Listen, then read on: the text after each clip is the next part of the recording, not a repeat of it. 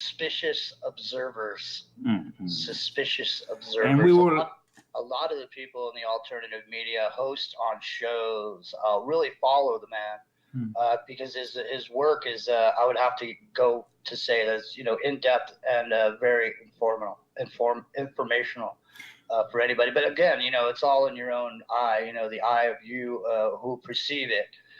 Perception is everything, and perspective is even more important. And there is a lot of things that are happening also regarding the vaccines, the fact that here in LA County, they want us back with the mask. Can you believe it or not? Governor Newsom just lifted, of course, this forceful way of the New World Order of basically masks us and force us to obey, because it's all about compliance. And now in LA County, they seem to be discussing the possibility of even wearing the mask indoors, because for those who are vaccinated. So what's the point of being vaccinated, Jimmy? Well, I'm just wondering how anything could survive in 120 degrees is what's going through my mind. We all know that this, in fact, this virus is... it dies at a certain temperature, and it can definitely not make it here in the desert. So if you want to have a safe summer, you can come and join us here in the desert. That's for sure. I almost got in trouble with the police the other day because I was here at my house. I went down to the pool, and the lock was broken. So I jumped the fence to go in there. And then some lady came out of her house and said, who am I? She wants to see my ID. I don't have a mask on. She's going to call the police, all this stuff, man. It was crazy, and in the moment, Leo, I have my phone there. I thought to myself, man, maybe I should just stay here and say, you know what? I don't have to show you my ID and do the whole sovereign thing, and pull that whole thing. And I thought about it for a second, and I was just like, you know what, man? I don't have time for any of this. I don't want to prove a point and end up getting killed, around this. No. You have to, of course, we have to be careful these days. We don't know how, the police seems to be already having their own problems, and they are understaffed. They are not well trained. They are underpaid, and they are pissed off with what's going on. And they're leaving in massive numbers this week. News of more policemen leaving and going into early retirement because of the situation. So I'm sure you did. You want to know what I think about this a little bit? Because I have an opinion. Would you like to hear it? Yeah, please. Well, listen, here's what I think. I think this whole thing about defund the police, this is a move to the corporate policing of cities. In other words, there's not going to be police departments anymore. What there'll be is Blackwater type operations, kind of like you see in the movie RoboCop, where cities are taken over, and because look, see, here's the thing: if I'm coming at it and I'm a company that provides policing, okay, I'm under a liability contract. In other words, I get sued if I kill somebody because I'm a corporate company that came in here to do work, so I have to follow certain rules. And so I think the shootings will be a lot less in this case, because I don't think these corporate operators will be so willing to pull out their gun and shoot somebody just simply because they're going to have to go atone for it. Whereas now, as this police departments and across America, these are cities, counties. These are people that really have there's really no recourse once somebody shoots your dog and nothing happens. You can't even really go after them from a legal perspective. And if you do, I don't really hear much cases getting won. We saw what happened with, this Chauvin guy and these guys that were accused of killing this guy. Well, look, man, if you really want to get about getting the guy that killed him, it's not the guy on his neck. Let's be precise here. It was George Floyd killed by Derek Chauvin. Derek Chauvin, of course, got a 22 years and a half sentence this week.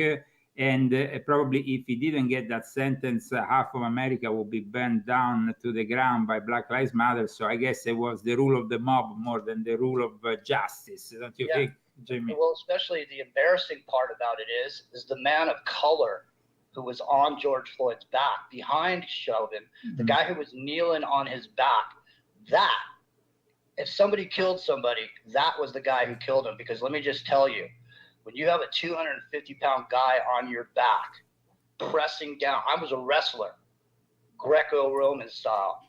Okay, listen, when somebody is pressing down on you on your back, when you're down on the ground on your stomach and you try to take a breath, every time you exhale, they press down even harder. So there's less volume in your lungs for you to breathe. That's how the guy was killed, not with the knee on the neck, but with the knee on the back. So I think it's, it's a powerful part of the case. I don't think it was brought up. I don't think anybody brought it up because they had somebody that they wanted to prosecute because that guy had a white face on. And it was, of course, politicized and instrumental for their own plan.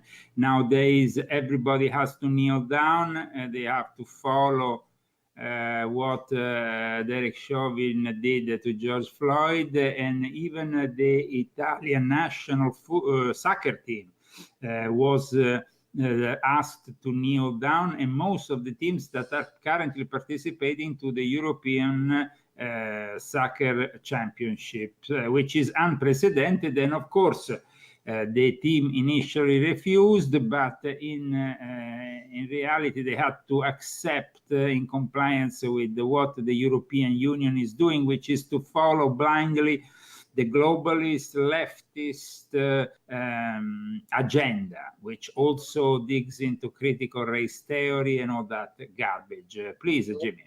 Can I just I just want to make sure everybody understands, and I want to clarify. I am not saying that Chauvin didn't do anything wrong, because there's nothing right about police officers killing anybody. Nobody should be on anybody's neck, on anybody's back, on anybody's anything. That shouldn't be going on. I mean, at this rate where we're at, Leo, shouldn't they have tranquilizer darts like they do out in the Serengeti plains when you're trying to go hunt tigers? Shoot a guy with a dart or something. Why are these guys judge, jury, and executioner, Leo? Doesn't make sense, man. Mm-hmm. Hey, my taillight was out. Next thing I know, I'm dead on the gas station over there by 7-Eleven. You know what I mean? Yes. Got smart with the wrong guy who happened to be in a steroid rage. He got in a fight with his wife earlier, and he comes in 300 miles away every week to his job in the city where he knows nobody and has no connection to the community whatsoever. So how is he going to police that community? He doesn't even have a connection to the community. How's he going to talk to the people in the town, Leo? But I think that the police is currently in a bad place. Needs to be not only less understaffed, but also needs to be trained appropriately and trained, of course, with all the means possible. Like you said, even shooting darts that could commit definitely less harm to somebody than shooting an ordinary pistol, or even with an electric taser, you always can incur in some physical problems. I mean, you can have a heart bypass and you can have a stroke by using that, no? It was no accident they made the taser look just like a gun too, right? So every time the guy pulls it out, oh, hey, I'm sorry about that, Leo. I killed your son. I thought it was my taser. Yeah. Why did you make it look like a gun? But of course, when it comes down to crime, it's always focused on the Black community. Why you think all this focus? Is it true that the Black community has a problem, or is it simply instrumental to this whole project? Well, I think the Black community is operating on a different level than the people that are coming to police the community. I think there's a dude out in Detroit who does nonviolent intervention, super successful. He's got a team of a bunch of big dudes. They don't have guns. Anything happens, you call them, they come over, and most of the time they can squash it. It's because they're from they're from where they are. They can go talk to the guy and say, hey, blah, blah, they can communicate together. But when somebody who's driving, he lives in another town. He doesn't live in the town where he works as a policeman. He lives someplace out where it's peaceful. And every day he drives in and he comes over here. But the problem is that he sees, this is work, this is a job. He sees these people as a different kind of, there's a different kind of a connection there. It's not so solid as if he, say, went to high school there in the same town, and then he he grew up and he decided he wanted to be a police officer, and he's driving around in town and somebody's having a hassle, he could just say, hey, and just talk to him like a person and squash it, rather than having to pull out his gun and think everybody's an enemy. And so, don't move wrong, man. Listen, I lived down in Los Angeles for a long time. And let me just say, when you get pulled over in Los Angeles, here's what they say to you, Leo. They say, put both hands outside the window, driver's window. Unlock the door. Step out, face forward. Lay down. Put your arms out to your side. And then when you're in that position, that is when the LAPD will then come and get out of their car. But until then, you're about to get shot. That's the way it rolls down in Los Angeles. So, I can't tell you how many times I was going to feed my buddy's dog down in Los Angeles. He's lived in West LA. He's going to feed his dog. I pulled up to the stoplight. I was in a convertible. I look over the gas station, Leo. There was 8 body bags laying in the gas station. Somebody came by and sprayed the bus stop, killed 8 people. And the thing about it, Leo, was I was looking around at the other people in the cars around me, and they were just sitting there like, it's just another day in Los Angeles. There was people are so desensitized at this point. 50 Shades of Grey is a bestseller. Wives and girlfriends like getting their asses smacked. So I don't really see people having a problem with people getting beat up, people getting tortured, people getting waterboarded, people getting black prison. The prison inside of a prison.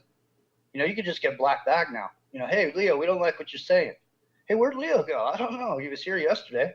Where'd he go? I don't know. There's prisons inside of prisons. This is America, man. Right? Yeah. I don't think so. I think we're in trouble, Leo. Definitely a good panoramic of what Los Angeles is these days. That's why I really rarely go into LA, even if I live a couple of hours away.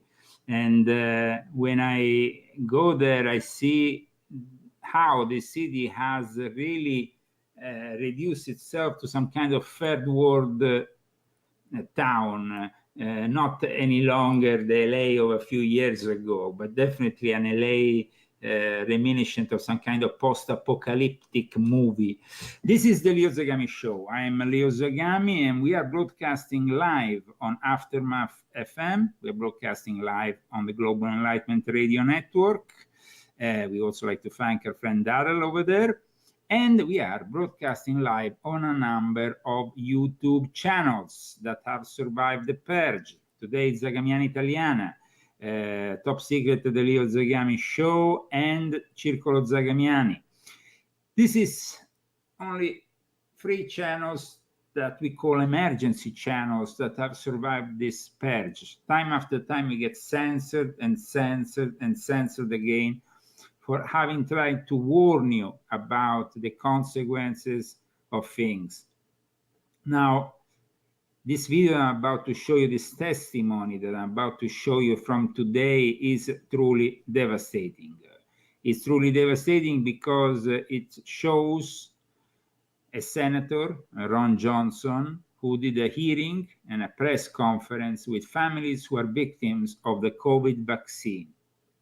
And he did that yesterday at the federal courthouse in Milwaukee, Wisconsin.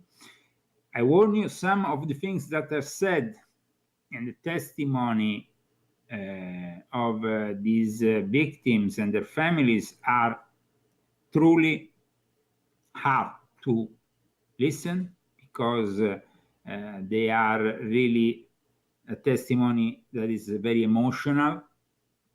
I want to just pick up, of course, on the main one that I think will be the more important one for you to follow. Though it's really to a person, we are all pro-vaccine. So you see, these people were and are all pro-vaccine. So their take on things should be different, but instead you will hear that it's really devastating what vaccines can do, the COVID-19 vaccines. Personally, I've had every flu shot since at least the swine flu. I'm current in all my other vaccines. I was a huge supporter of Operation Warp Speed. Happy to acknowledge that over 300 million doses of the vaccine have been given in the U.S., and for most people, the vast majority of people, the vaccine has been administered with little or no side effects.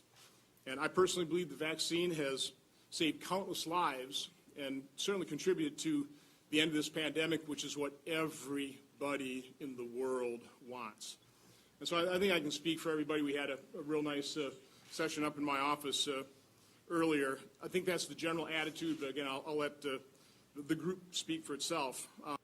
But of course, the reality that is brought in by the testimony of some people, it's a really harsh reality. And amongst them, this testimony in particular that I'm about to show my viewers, and of course those who are listening can open their ears to a very powerful testimony. My name is Stephanie, and this is my daughter, Maddie, and we live in Ohio. On January 20th, Maddie received her second dose of the Pfizer COVID vaccine as a participant in the clinical trial for 12 to 15-year-olds.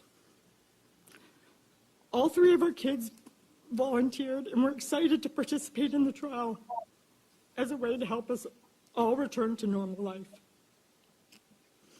My husband works in the medical field, and I have a degree in electrical engineering. We are pro-vaccine and pro-science, which is why we agreed to let Maddie and her two older brothers volunteer for the trial. Before Maddie got her final dose of the vaccine, she was a healthy 12-year-old who got straight A's and had lots of friends. She had a life. She was energetic. She was not like this. Although she does still have lots of friends. Upon receiving the second shot, Maddie immediately felt pain at the injection site. And over the next 24 hours, she developed severe abdominal and chest pain. And the way she described the chest pain, and I quote, "It feels like my heart is being ripped out through my neck." She had painful electrical shocks down her neck and spine that forced her to walk hunched over. She had extreme pain in her fingers and toes. It actually made them turn white, and they were cold whenever you touched them. She had edema. So my husband immediately took her to the ER as instructed by the vaccine trial nurse administrator, which is what we were instructed to do. Her blood was taken for a renal profile and tested. She was checked for appendicitis, which she did not have, and given an IV with some medicine, then sent home. However, in the discharge papers from the Children's Hospital ER that she went to, the diagnosis stated adverse effect of vaccine initial encounter. This would be the only time that that was written in her medical charts, but it's in there. Over the next 2.5 months, her abdominal, muscle, and nerve pain became unbearable.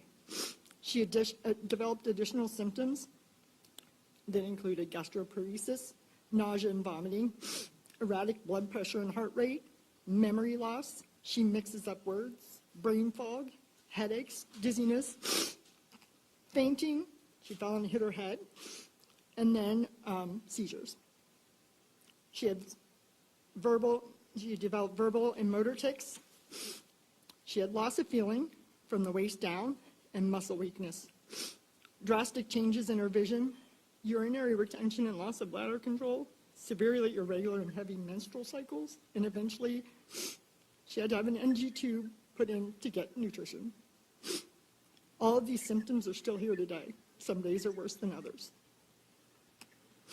Our greatest challenge came when her doctors began to consider an alternative diagnosis. Well, she really didn't have one before, so it was the first one.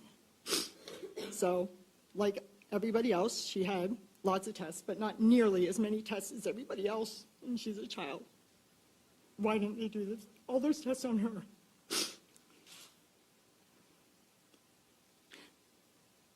Sorry.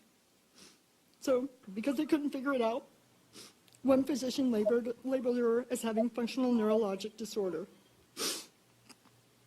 saying it was due to anxiety. This concerned us, and we didn't agree with it because she doesn't have anxiety. Look at her.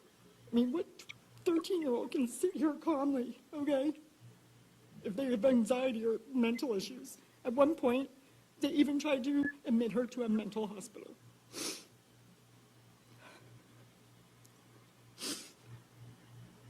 So we did seek additional medical opinions, some of which came from this group. In June, we connected her neurologist with another doctor that's doing research on adverse reactions like Maddie's. She was finally provided, but they finally gave her an MRI, did an MRI of her brain, an MRV, and a bunch of additional blood tests. It took 5 months to get that done. Over the past 5 months, Maddie has been to the ER 9 times and has been hospitalized 3 times for a total of 2 months in the hospital. What I want to ask, Maddie volunteered for the Pfizer trial. Why? Why aren't they researching her to figure out why this happened? So other people don't have to go through this. Instead, they're just saying it's mental. If anybody's mental, it's me. So today our journey as parents to help our daughter Maddie continues. All we want is for Maddie to be seen, heard, and believed, because she has not been. And we want her to get the care she desperately needs so that she can go back to normal. Why is she not back to normal? She was totally fine before this. She did the right thing trying to help everybody else, and they're not helping her. Thanks.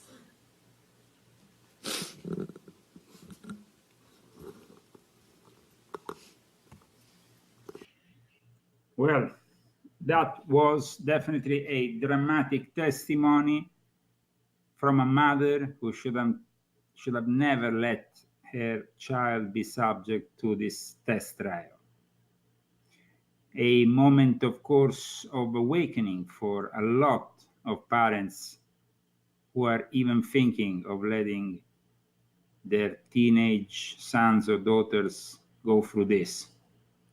And a moment of awakening also from the whole medical community after the warnings that have come from the CDC regarding the heart inflammation on younger people. It's, of course, a Russian roulette playing with things like this, because she has three sons, daughters, I don't know, and only one, of course, was subject to all this. The others probably who still went through this trial probably didn't have. However, this is what I wanted my viewers and my listeners to see and to listen, to understand more about the drama of what we are living today. People, though, are not just taking all this without complaining, without protesting, especially in Great Britain. You see, Great Britain was about to celebrate a day of liberation, and instead it was posticipated. They talked about the Delta variant as a reason to get back into the lockdowns, but people are not taking all this. They are fighting back. And in London, this is a video that was sent to me by my friend Jason Liosatos, who was there with many other people, including David Icke, this Saturday for a protest that saw hundreds of thousands of people in the streets of London, a city, of course, which has been hit hard, apparently, by the so-called Delta variant. But at the same time, we know that there is also no reason for being so dramatic, for being so over the top about locking everybody up. A recent poll in the US has stated that people don't want lockdowns again. So it's all about rebelling to some of these decisions that at times are not only unjust, but they are dangerous for our own economy and also for the mental health of our children. The video that I promised you from Jason, I can't seem to find it at the moment, but I'm gonna show you something else. And of course, we are witnessing more of the testimony that we have seen just by in this hearing with Senator Ron Johnson before going back to the rest of the news of the day. Nice and close. Closer.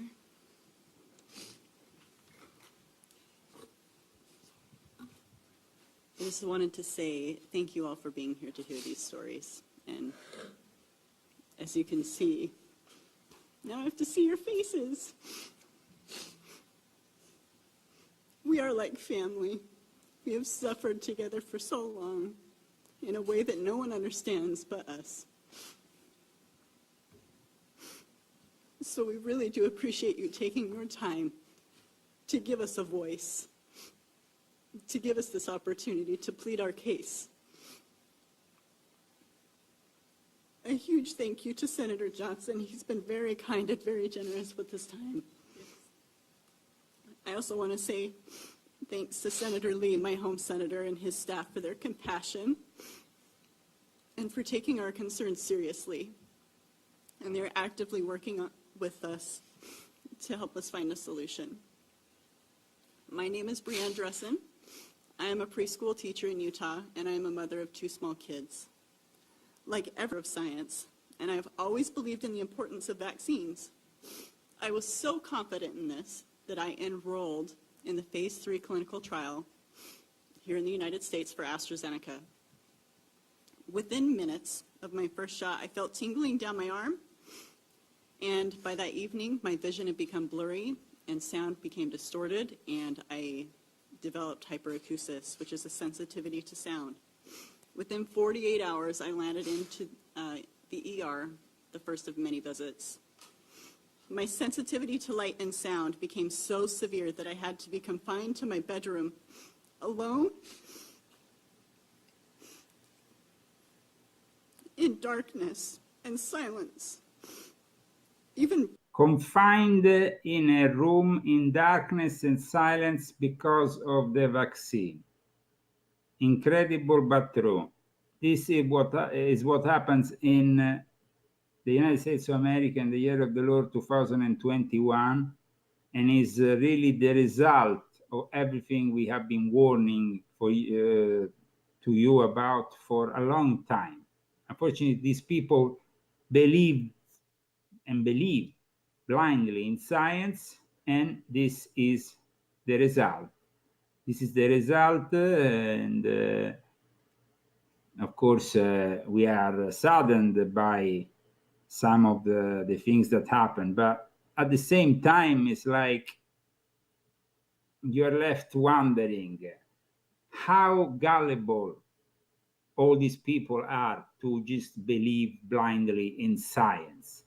Science is not God. Science is an ever-changing thing, and at times it can be also a very dangerous thing to just be the subject of an experiment like these vaccines are. But like I said earlier, I wanted to show you the protests that went on in London in the last few days, starting with the protest that we had on Saturday. And this is our report by Jason Liosatos. Of course, we can't broadcast it all because it lasts, I don't know, a couple of hours, but we will go through the main parts of Jason's great report.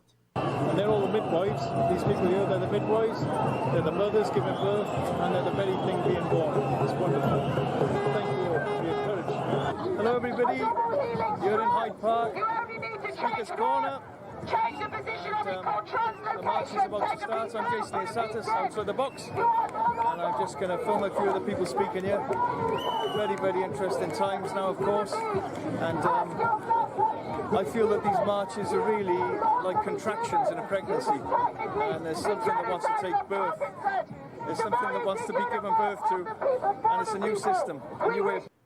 Great, these words, unfortunately not coming too clear because of the noise, but the fact that Jason said these marches are almost giving birth to something new, to a new system. We should see this kind of protest, not the rubbish Black Lives Matter, Antifa kind of protest. We want to thank, first of all, Jason for sending in this report. You are listening to the Leo Zagami Show on Aftermath FM, which is Clyde Lewis' new radio on the internet. Then we also like to thank the Global Enlightenment Radio Network with Darrell. These platforms give us the possibility of broadcasting all this in case we are, of course, censored by YouTube, like we have already been censored by Facebook. We are no longer on Facebook for at least a month because of what we say and what we like to discuss in our shows. But let's follow the Jason Liosatos, who was in London on Saturday with David Icke and many others protesting against the lockdowns. Living and being, and all these people feel it. And these marches are the contractions and the pregnancy and a birth's about to begin. You can see it. It's a great awakening in the world now. So here we are. Here's Kate Sheminati. They are about to inject our children with this messenger RNA. It has over 20 mechanisms of injury in it. The spike proteins have an affinity for the follicles on a woman's ovaries. That means it will render you sterile. For all you ladies who are having intercourse with a man who has been injected with this gene therapy, you are then at risk of transmission. This is how it's been done. These 20 mechanisms of injury. These 20 mechanisms of injury are going to start affecting everybody within 6 months. The beautiful lady to my left, this black beauty, they have told my Muslim brothers and sisters. For those who are following us, of course, on the radio, and so they're following us only on the audio side of things, we are witnessing the massive protest that went on in London, protest against the lockdown, the never-ending lockdowns ordered by Boris Johnson, who is looking more and more like some kind of socialist dictator than a conservative figure, that's for sure. My black brothers and sisters, that you are at more risk. They are liars. They want you dead. This is white supremacy all the way. They want you dead. That's why they're asking you to come first. But we cannot mention that dirty agenda. But cut us and we all bleed red. Truth is in the numbers. If people will only view the data for themselves, check the numbers, the truth is in the numbers. That's what you need to do. The numbers don't lie. Journalists can manipulate words and so on, but the truth is in the data, and the data shows very clearly what's going on. It's not difficult to understand, and there are lots of sources. Just check the data. Well done. Thank you. That's Seafood Freedom Lovers. Do you want to say a few words? Yeah, well, I mean, I think we're here because we're appalled that there's no effective opposition within the political system to what's going on. The government seems to be immune to common sense or data. I mean, it seems to be pursuing an agenda which has got it in a terrible mess. It's borrowing money like there's no tomorrow. It's betrayed every conservative principle in the book by introducing more and more state control and not trusting people to risk their own assess their own risk. Thank you so much for tuning in. This is a report that was sent to us by Jason Liosatos, a report made in London during this weekend's protest. And by the way, it wasn't the only protest, because it was followed also by a protest on Sunday of all the clubs, the people in the clubs industry, the people in the music industry, who have seen also all their movements restricted, their clubs closed down, and the death of an entire industry that was supposed to be liberated, because England and Great Britain were supposed to be liberated with this Freedom Day that never ended. And we have some images also regarding the other event that went on, a different kind of event, a joyful kind of event, nevertheless, and still a protest in London this weekend.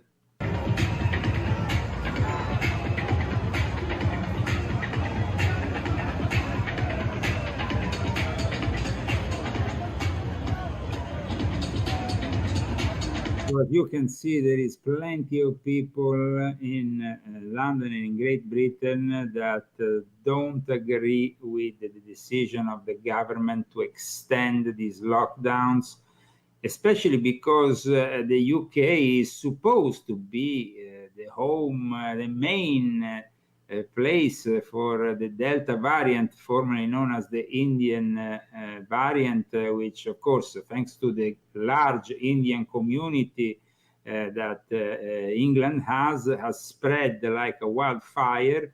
And as you can see, though, people are not wearing any mask. People are indulging in some party activity. There is even a DJ in a cab here. Check that out.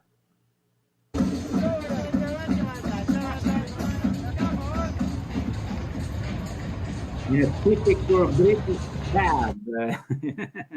And so people are really starting to rebel to all these restrictions. And this was London this weekend, where the club industry manifested. And now let's go back instead to the day, one day earlier, when there was also this event that saw the participants. Vaccine passports, so they're the prerequisite to terrible slavery, aren't they? Well, they are indeed, because they give power to people who probably won't want to give it back. Yeah, so, once it starts, it doesn't come back generally.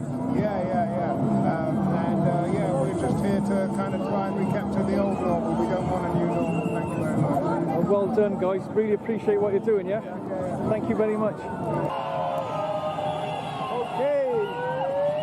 So, as you can see, massive amounts of people gathering in London, protesting against the lockdowns. I must say that Great Britain is really grooving with all these protests, is gathering a lot of opposition. And all this is happening, of course, because people are realizing that the lockdowns are not the solution, but rather the problem. Here in the US, however, there is another way of protesting. In Washington Square Park, they have been partying for the last few weeks, bothering their neighbors and all that. It seems, though, that now things have got pretty ugly, because during the last protest, they seem to have even attack a policeman and so on. But let's see the scenes. Here is a sort of rave party that is been ongoing in New York for a while now, in Washington Square Park. Let's see what's happening here. And of course, welcome to the Real Zagami Show. If you're listening on Aftermath FM, is 15 minutes to the hour. We are 15 minutes to the hour. Let's see, of course, this piece of news. Did you hear what's going on at Washington Square Park? The same old mayhem again. The NYPD made 8 arrests at Washington Square Park yesterday. Police say one woman bit an officer. Another woman slapped an officer with a bottle and, hit an officer with the bottle. Another one slapped an officer with the bottle. What the heck is going on in Washington Square Park? Yeah. How is this allowed to happen? Other arrests were made for disorderly conduct. The Daily Mail is reporting the city will now enforce the midnight curfew at the park now that Pride weekend is over. Well, it seems like there's been a little bit of a less peaceful scene in New York. Well, New York is at the moment really a problematic city in a problematic state, with a governor who is still a governor but shouldn't be a governor because he has so many accusations of improper conduct, sexual conduct.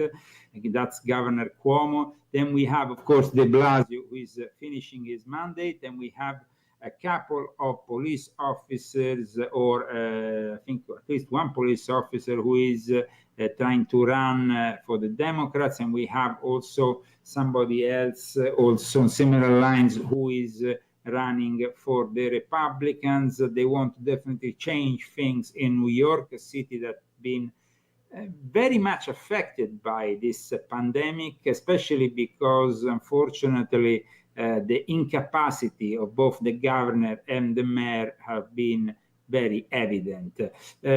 More news for you, of course, from the Leo Zagami Show. How we do things here? Well, we encourage people to support our show through the purchase of my books. This is volume 6.66, which is The Age of Cyber State and Artificial Intelligence and Robotics, a very important book. Then this is volume 5 with 120 pages on the true origins of the virus and its purpose. Came out 1 year ago, but it's tremendously accurate. And volume 4, which is American Renaissance and the Missing Link from the Invisible World. I suggest people to go to leozagami.com, find the links for the books, or you can also find the links to the books if you are viewing this on YouTube on the description of this video. Now, another event that really has been backlashing to the person who started it is this idiotic scene that we have unfortunately viewed at the Olympics. Once again, somebody, an athlete, is basically hating the fact they are Americans. They're turning the other way during the national anthem. They don't know how lucky they are to be Americans.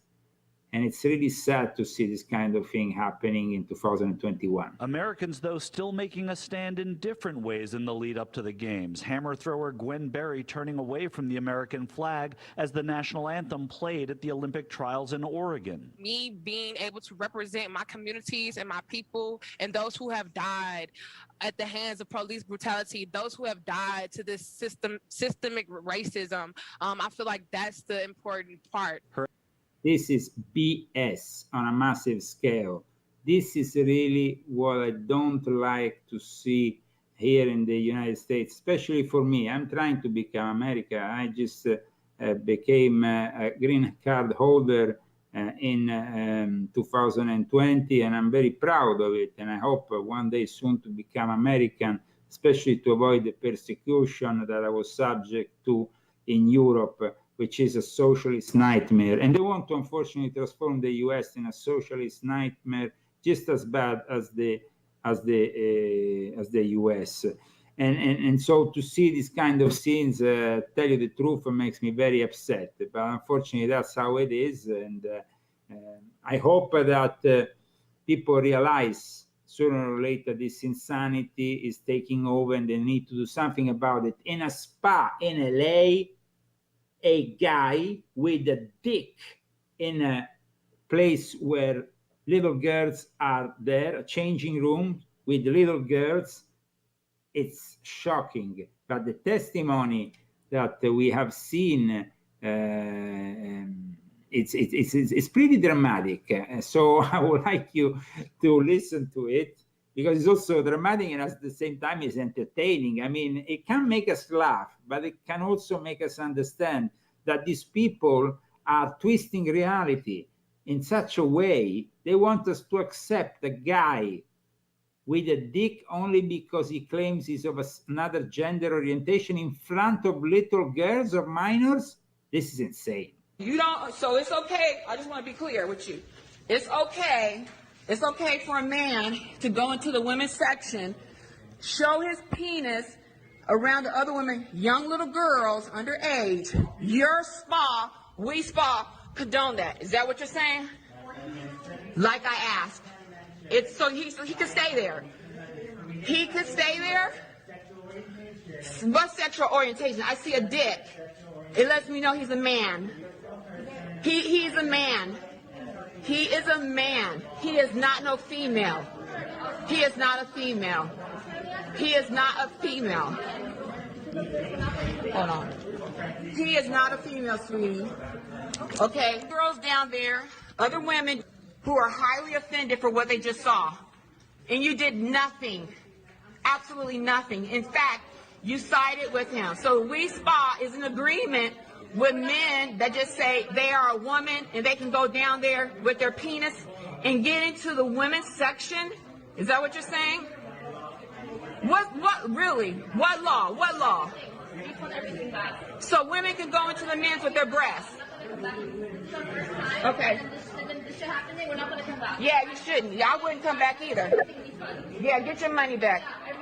You got a man with his penis talking about he's a woman. He ain't no woman. Yeah, give her money back. Are you talking about a transgender person? There's no such thing as transgender. He has a dick. Okay? He has a penis. His penis is hanging out. Okay, no, I'm not one. Actually, I'm a woman who knows how to stand up and speak up for my right. As a woman, I have a right to feel comfortable without a man exposing himself, okay? No, you go somewhere else. Okay, so that's right. No, he's not a transgender. He has a penis, just like you do. Are you? No. Yeah. Okay, it's not okay. It's not okay. Okay, that's traumatizing to see that. I'm a woman. I think this is a place right here, I'm told, only for women. So how dare you sit up here and tell me I don't have a right as a woman to defend? I'm telling you, he has a penis. Who cares if he's a transgender? Jimmy, what do you think about this outrageous situation that happened in a spa in LA? It's kind of like we are doing some parallel Twilight Zone here. No, I mean, this is unbelievable. But I mean, honestly, Los Angeles is in a place unto itself. I mean, now this is going on because it seems to be the issue of the moment that people want to make a political statement with their, sexual identity. But Los Angeles is a cesspit of sex, drugs, and rock and roll 24/7. And the thing is, man, Leo, people realize when they go to Los Angeles, you go to Universal Studios, and you see how the movies used to be made. There's the Jaws. It's coming at you. You get scared. It looks like it's going to take your head off. But the thing is, Leo, people don't realize that once you realize that Universal Studios is a movie set, you better take a look around you in Los Angeles and realize the whole thing is a movie set. It's a facade. There's cameras everywhere. You don't do anything in Los Angeles without a camera on you. And believe me, there's plenty of people willing to take advantage of anything that you might do that steps out of line. And so this, I want to say, whoever this woman is, I want to say, God bless her for standing up and calling, saying things the way she sees them. Things are the way they are. They're not the way people present them necessarily, right? So there's what happened, and then there's the story about what happened. You know what I mean? Absolutely.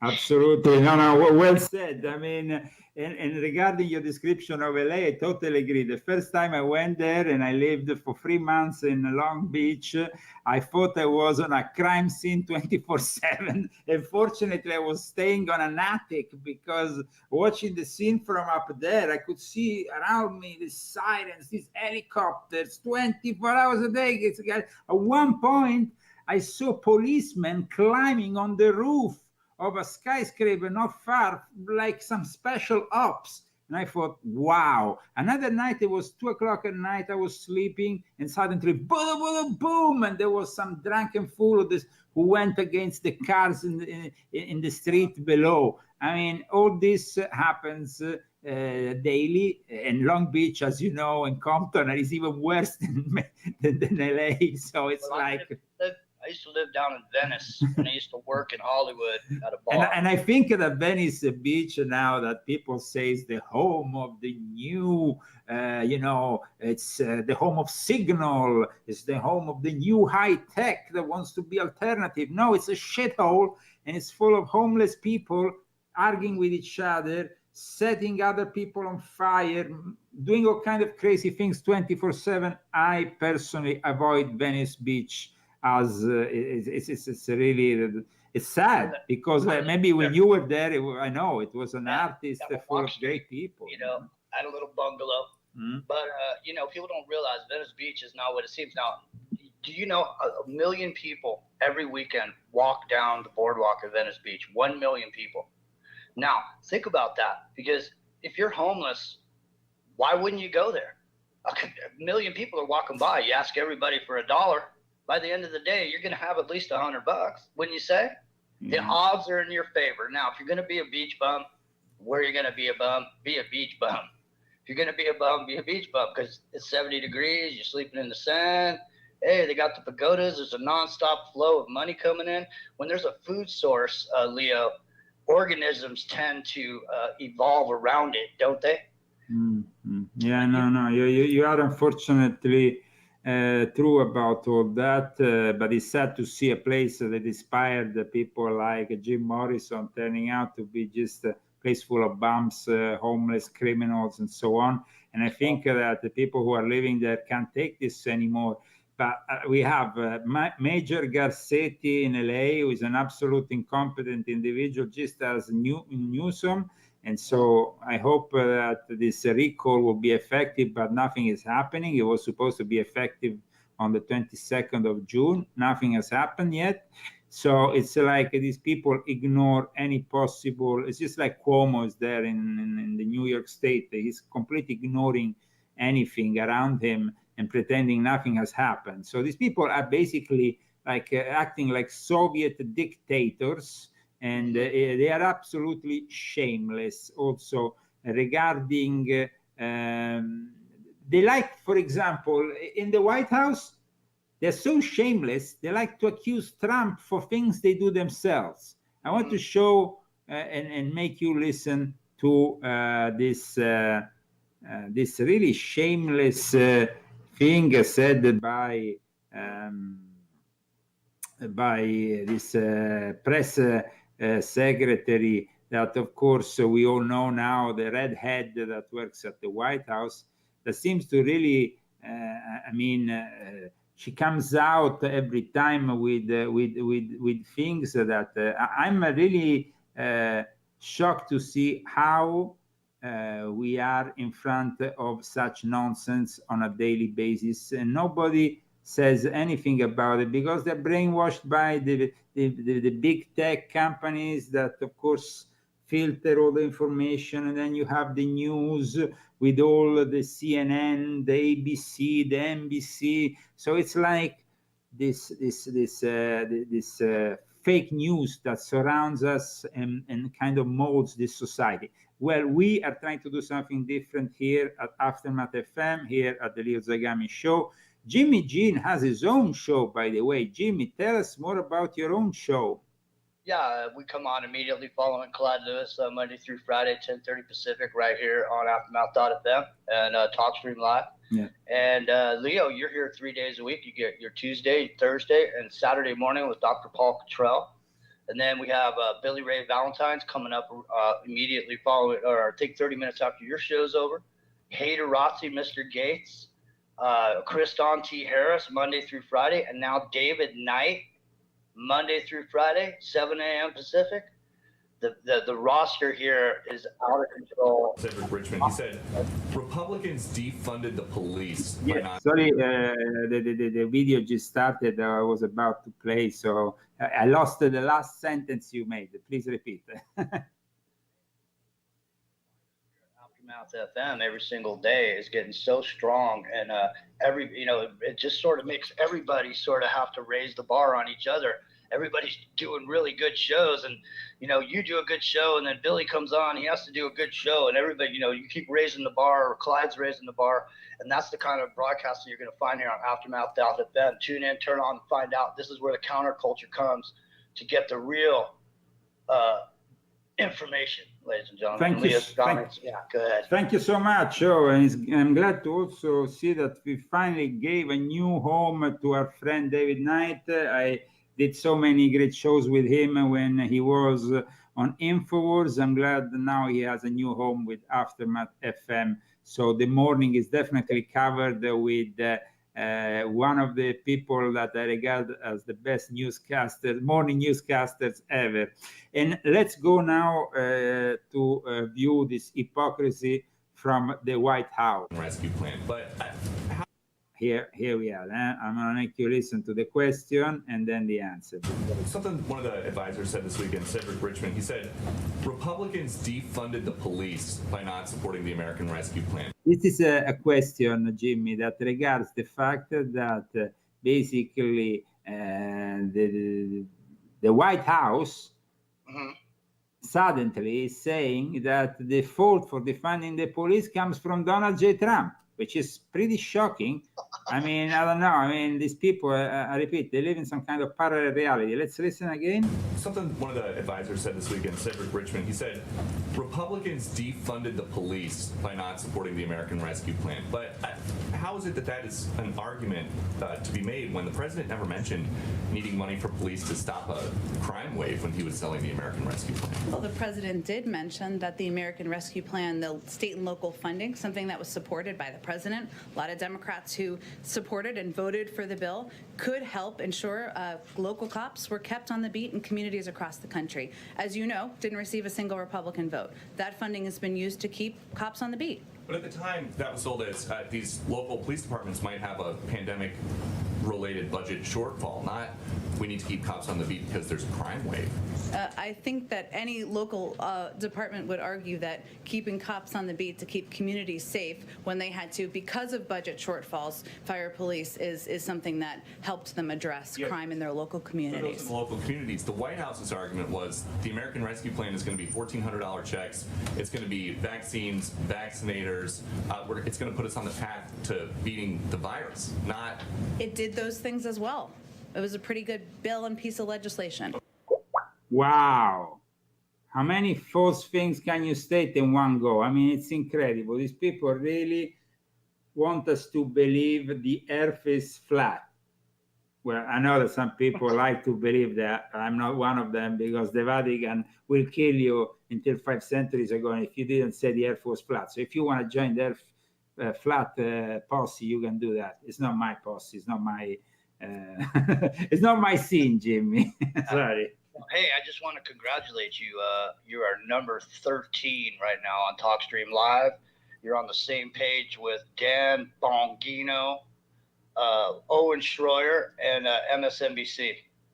Wow. So congratulations, Lee. You're doing great, man. Thank you very much. Well, I hope that people can get to know me better through all these platforms, especially after the purge and the censorship that unfortunately has diminished the views on YouTube. Now we have, thanks to Aftermath FM, thanks to Global Enlightenment Network and other people, other platforms in which we can relate this show, and we can relate our news, which is news given without any form of censorship. Just me delivering the news plain as it is and commenting it in real time, of course, with my own specific experience, which is a very unusual one.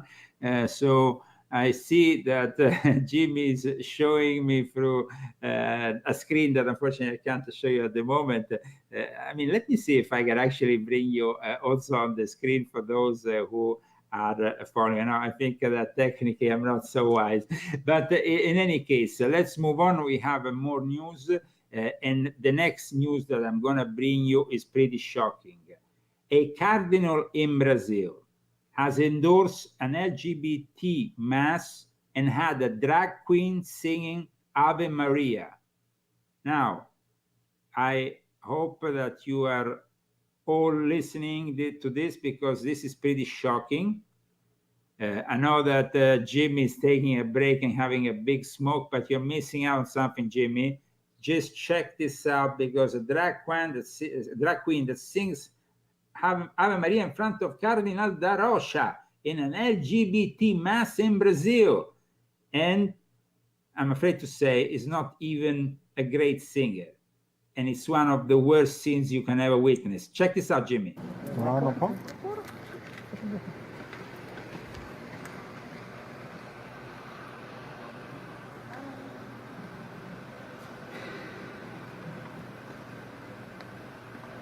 Ave Maria, nos seus andores, rogai por nós.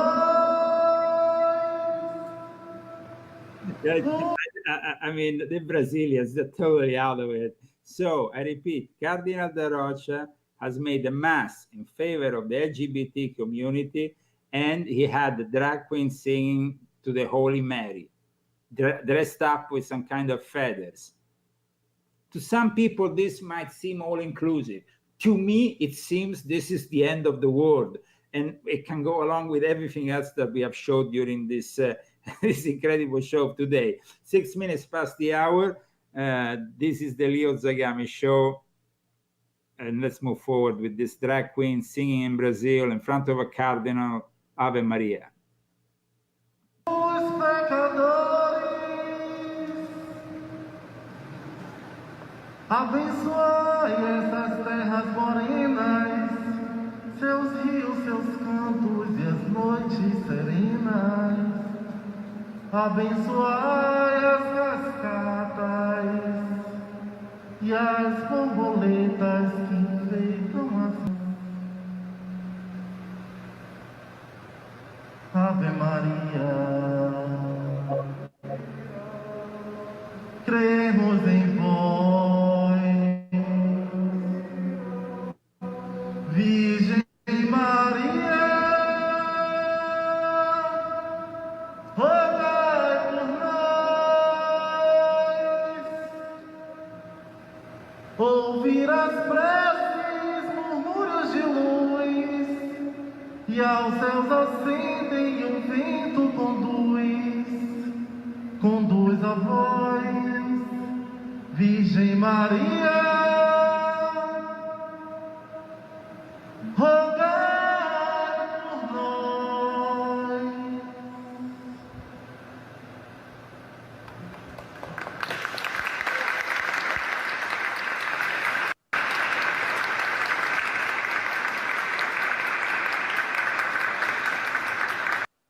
On top of it all, she even sing it with a mask on. For those who want to view closely the face of this drag queen and her cardinal friend, who seems to have been very much in favor of this song, which was an opening of the Catholic Church in Brazil to the LGBT community, Brazilian Cardinals LGBT Mass. Here we are, heralded by the church, government officials, LGBT activists. Faithful Catholics are dismayed, of course, after a Brazilian archbishop celebrated an LGBT mass cheered by gay activists. Cardinal Sérgio de Rocha, primate of Brazil and Archbishop of Salvador, celebrated a mass on May 21 in memory of alleged victims of anti-LGBTQ violence in the South American Republic. Wow. They could have at least chosen somebody who was singing a bit better, because this drag queen didn't really have such. I guess that today we are really showing you some insane things, I must say, very unusual things, very unusual things.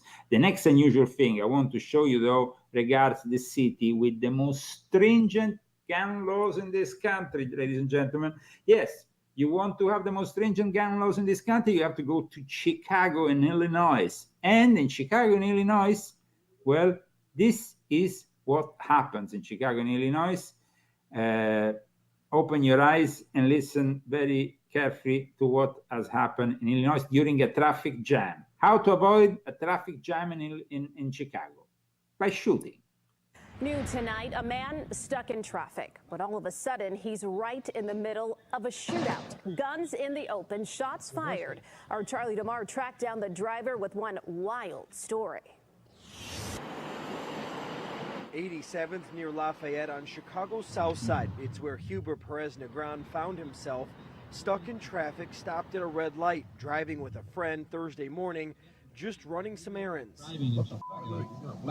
His dash cam, which records inside the car and out, was rolling. First, someone gets out of the back seat of the car in front of Huber with a long gun and begins shooting. Another man also jumps out of the back seat and fires into traffic, aiming at a car stopped a few vehicles in front of Huber. And I saw the rifle in his hand. I really didn't think it was real. I really thought, man, these other guys are going to shoot back, and I'm directly right behind him. Huber and his friends slouch to try and avoid any possible incoming shots, but he doesn't take his seatbelt off. He doesn't even blink, staying focused on the action the entire time. And then the shots started coming in, or the guy started shooting, and I tried to duck, but I wanted to see. And then a red vehicle started shooting at her. The rapid gunfire set off a nearby shot spotter. The audio sensor alerts police to the sound of gunfire. 2 women reported the shooting. A car was struck, and a business also damaged. I wanted to reverse, but I was kind of trapped, but I really couldn't go anywhere. I was stuck.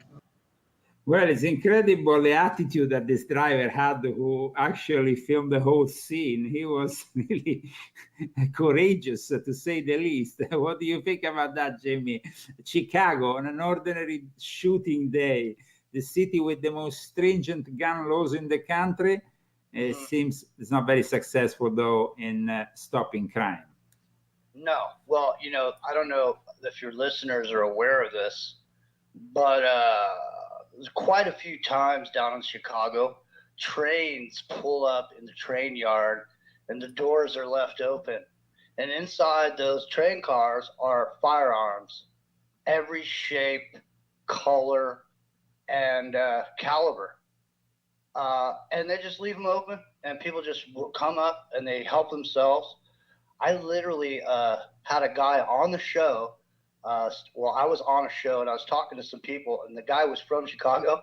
He literally said he was riding his bike by the train yard one day and saw that himself, physically saw it himself with his own 2 eyes.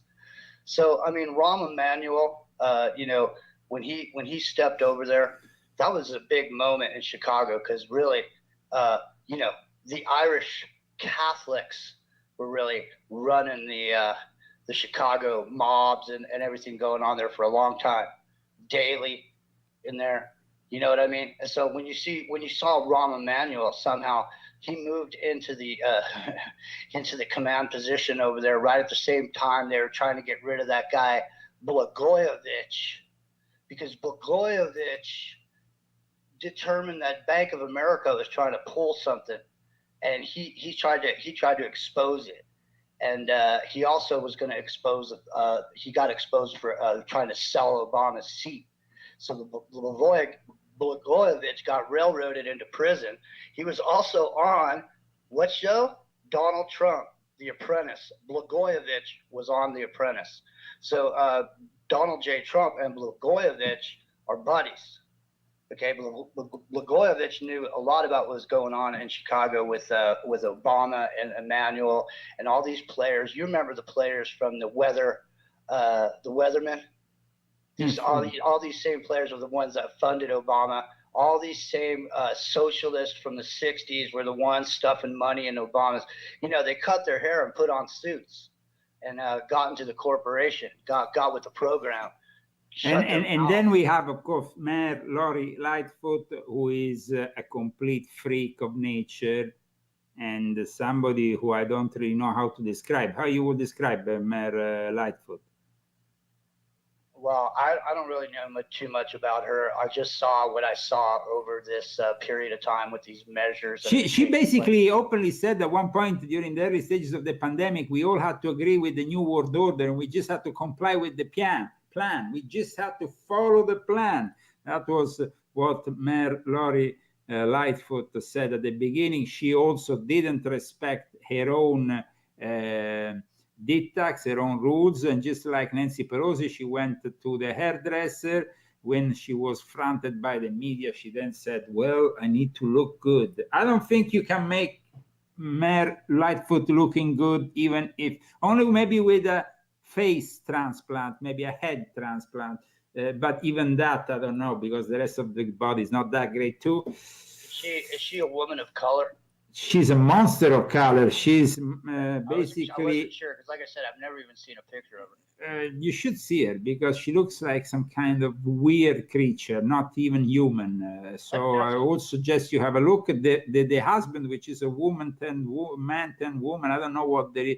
I don't know. It's so weird, man. It's so weird that. Let me ask you a question that we asked last night on the show. Yeah. Because this came up, and it's, to me, it's a little bit puzzling.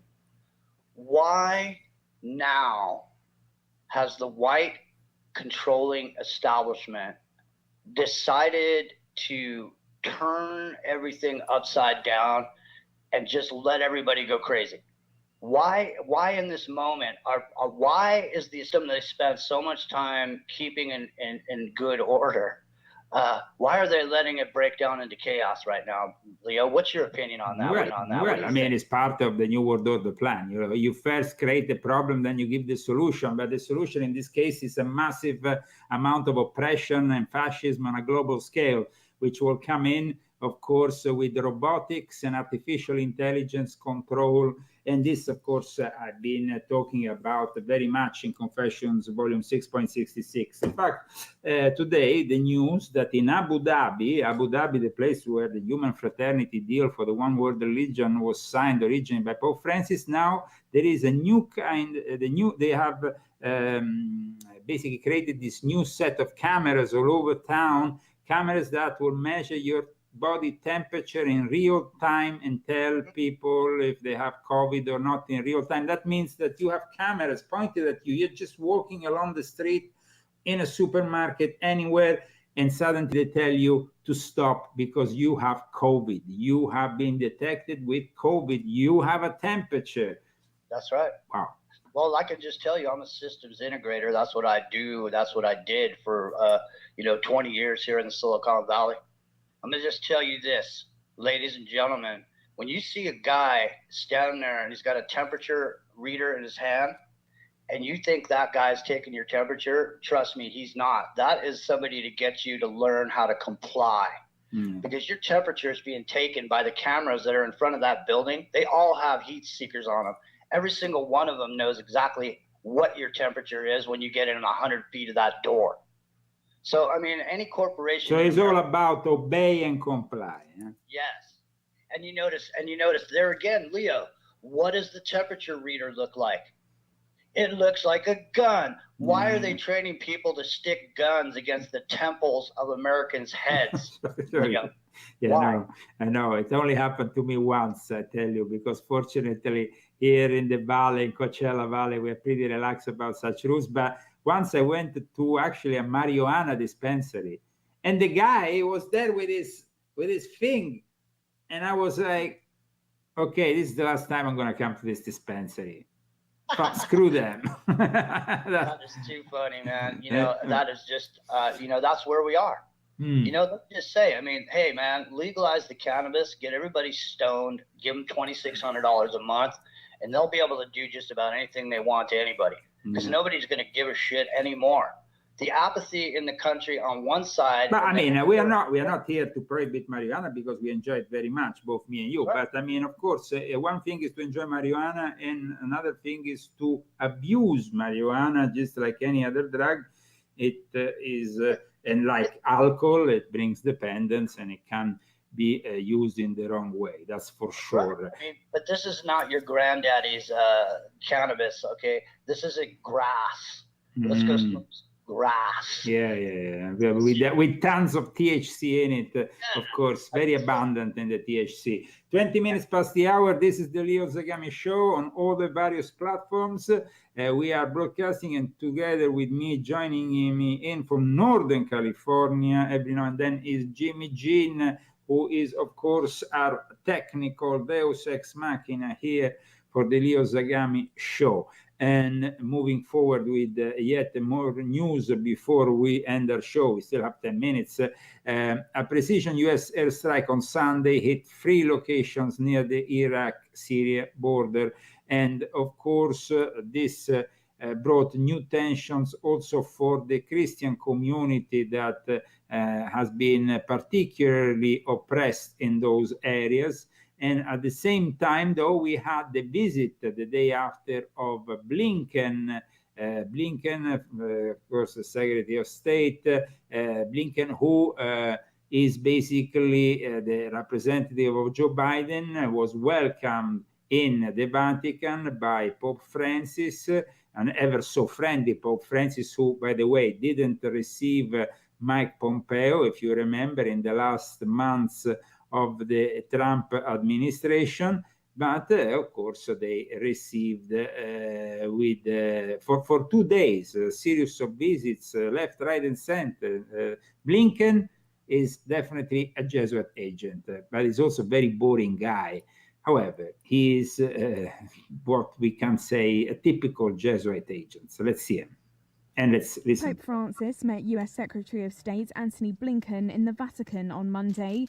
It's not entirely clear what the pair discussed, but the meeting comes after American Catholic bishops voted to draft a statement that could deny President Joe Biden communion.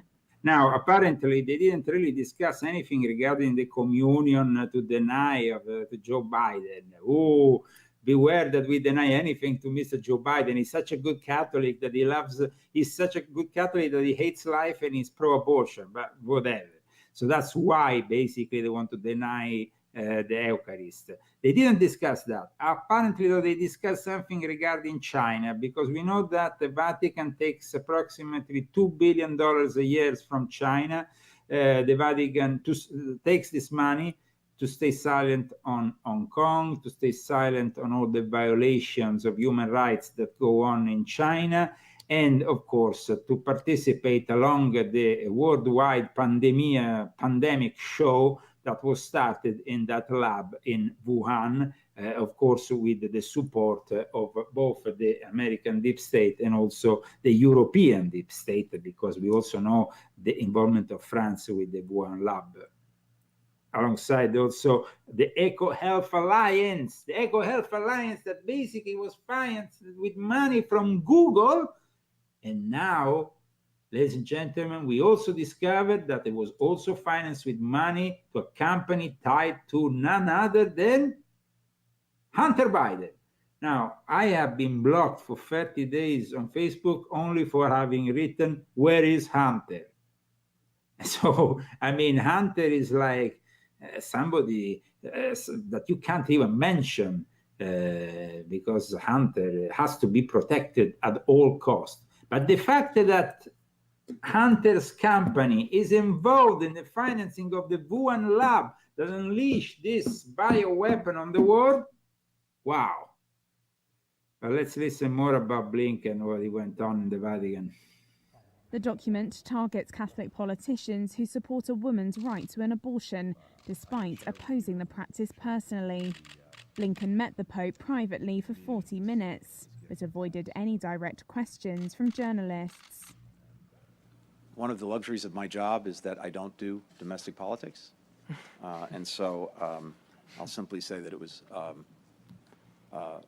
truly a wonderful and memorable moment to have had the opportunity to speak to His Holiness and to have such a warm and wide-ranging conversation. Ooh, it's kind of like they are bowing down. Now we have 6 minutes to the end of the show. We are, of course, moving towards the end of the show, but we still have some news. So we're going to take advantage of the last few minutes to give you more or less the last news of the day. So there has been a poll issued by Breitbart regarding most Americans who, of course, like I said earlier, they don't want any imposition by the government, even though now we have this new COVID variant, this Delta variant. But of course, we all know what's going to happen, especially in Europe. It seems like the Delta variant will be used to lock everybody down. Will they manage to do the same here in the US? Question mark. Let's ask our friend Jimmy if he believes we will be all locked down like in Europe in the next few months. Well, I hope things turn around, but I mean, at this point, we've all been retrained, and people are ready to acquiesce whenever the government says jump. People say how high. At least the ones that wear the masks, they definitely jump as high as the government says. So, I mean, did you see what happened over in Australia? Yes, of course. They are locking them down again, very stringent lockdown laws. I actually have an Australian friend who is in Rome and who can't go back to Australia for the last year. And he says that they don't allow anybody in. It's crazy. It's completely insane.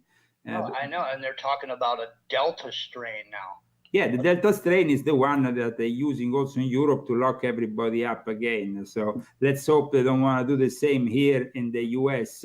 But there is also something else that came to my knowledge regarding Tucker Carlson. Tucker Carlson, who claims the NSA has been monitoring his communication in an attempt to take his show off the air. He had this whistleblower who basically told him that the NSA is monitoring him.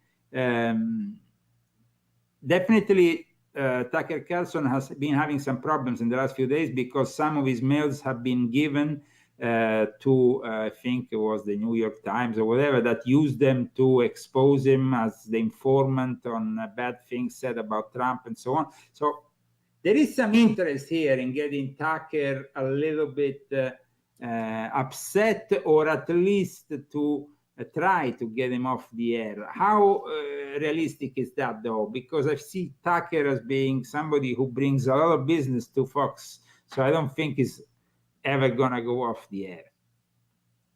No, let me just say, maybe sometime in the future, when I'm helping you out do the show, I'll bring some clips from yesterday of Mr. Tucker Carlson that everybody's got so much faith in. You should hear what he thinks of you, hear what he thinks of the plebes, as he lives behind his castle walls. And I'll tell you what, man, when you hear this audio, Leo, it'll make you cringe, bro. Seriously. I can imagine. Well, we are seeing all kinds of things happening these days. Trump Organization lawyers have made the last ditch effort, they say, to avoid the New York charges. They are trying to, of course, stop the bid for 2024, and they will do it using the law on their side. This is very sad for America. And at the same time, they are giving that terrible woman, Jill Biden, the Melania beautiful model they're giving to Jill Biden, who is dressed up with some awful clothes. I mean, it's insane how much they hate this man. Trump should manage Ivanka 2024 and take it all, man. Take it all with Ivanka. Come on. I don't think that Ivanka is actually to be trusted, because apparently she's kind of like fed up with the MAGA movement, and she's always been inclined to be too much on the left. So I see, though, that what you're saying is, I mean, Jared definitely, Kushner did a great job in the Middle East, and that was a great thing. But I don't know regarding her own candidacy. I think actually Trump can make his way back. He made an excellent, really excellent speech in Ohio in front of thousands and thousands of people, I think 30 or 40,000. An incredible amount of people joined Trump, and he's still very successful. We are, of course, in the last minute of our show, so please follow us also on Thursday from 4 p.m. PST, 5 p.m. MT, 6 p.m. CST here on the various platforms that are broadcasting the Leo Zagami Show. That's Aftermath FM, the Global Enlightenment Radio Network, and of course the YouTube channels, which you will also find linked to leozagami.com if you want to view this as well as hearing it. And Jimmy, thank you for participating today, of course, also on with your interventions. My pleasure. Just let me say, everything I said is only my, not Leo. Anything said by Jimmy is Jimmy's opinion strictly, and not Leo's opinion. So, no problem for the disclaimer, Jimmy. You're always welcome. We like a variety of opinions on our show. God bless you all, and God bless America. God bless you. God bless America. That's the Leo Zagami Show, ladies and gentlemen. My name is Jimmy. It's Aftermath FM.